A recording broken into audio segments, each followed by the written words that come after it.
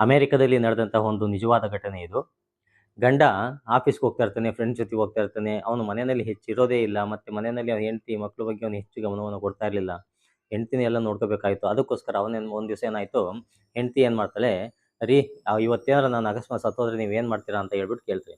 ಕೇಳಿದಾಗ ಗಂಡನಿಗೆ ತುಂಬಾ ಭಯ, ಆಶ್ಚರ್ಯ ಮತ್ತೆ ದುಃಖ ಎಲ್ಲ ಆಗುತ್ತೆ. "ಯಾಕೆ ಈ ಮಾತು ಕೇಳ್ತಾ ಇದೀಯಲ್ಲ ನೀನು?" ಅಂತ ಹೇಳ್ಬಿಟ್ಟು ಹೇಳಿದಾಗ ಹೆಂಡ್ತಿ ಹೇಳ್ತಾಳೆ, "ಅಲ್ಲ ರೀ, ಅಕಸ್ಮಾತ್ ನಾನು ಸತ್ತೋದ್ರೆ ಏನು ಮಾಡ್ತೀರಾ ನೀವು ಹೇಳ್ರಿ" ಅಂತ ಅಂದಾಗ ಅವನು ಹೇಳ್ತಾನೆ, "ಏನಿಲ್ಲ, ಎಲ್ಲ ನೆಂಟರಿಷ್ಟ್ರಿಗೆ ಹೇಳಿ ಕಳಿಸ್ತೀನಿ, ಮತ್ತೆ ಫ್ರೆಂಡ್ಸ್‌ಗೆಲ್ಲ ಹೇಳಿ ಕಳಿಸ್ತೀನಿ, ಮತ್ತೆ ನಿನಗೆ ಒಂದಷ್ಟು ದೊಡ್ಡ ಹೂನಾರಗಳನ್ನು ಹಾಕಿಸ್ತೀನಿ, ಮತ್ತೆ ಒಳ್ಳೊಳ್ಳೆ ಊಟ ಉಪಚಾರಗಳನ್ನು ಜನಕ್ಕೆ ಮಾಡಿಸ್ತೀನಿ, ಒಂದಷ್ಟು ಬಟ್ಟೆನ ತಗೊಂಬಂದು ನಿನ್ನ ಹೆಣದ ಮೇಲೆ ಹಾಕ್ತೀನಿ, ಹಾಗೆ ಹೀಗೆ ಅಂತ ಹೇಳ್ಬಿಟ್ಟು ಎಲ್ಲ ಹೇಳ್ತಾನೆ. ಹೇಳಿದಾಗ ಹೆಂಡ್ತಿ ಹೇಳ್ತಾಳೆ, "ಅಲ್ಲ ರೀ, ಸತ್ತಾಗ ನನಗೇನ್ರಿ ಗೊತ್ತಾಗುತ್ತೆ ನೀವು ಅಷ್ಟೊಂದೆಲ್ಲ ಮಾಡಿದಾಗ?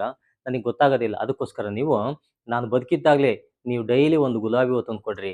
ಒಂದು 2 ಜೊತೆ ಬಟ್ಟೆನ ಒಳ್ಳೆ ಚೆನ್ನಾಗಿರೋವು ಕೊಡಿಸಿ. ನನಗೆ ಎಲ್ಲಾರು ಹೊರಗಡೆ ಕರ್ಕೊಂಡೋಗಿ ಊಟ ಮಾಡಿಸಿ. ಇಷ್ಟು ಮಾಡಿದರೆ ನಾನು ಎಷ್ಟು ಖುಷಿ ಪಡ್ತೀನಿ ಗೊತ್ತಾ?"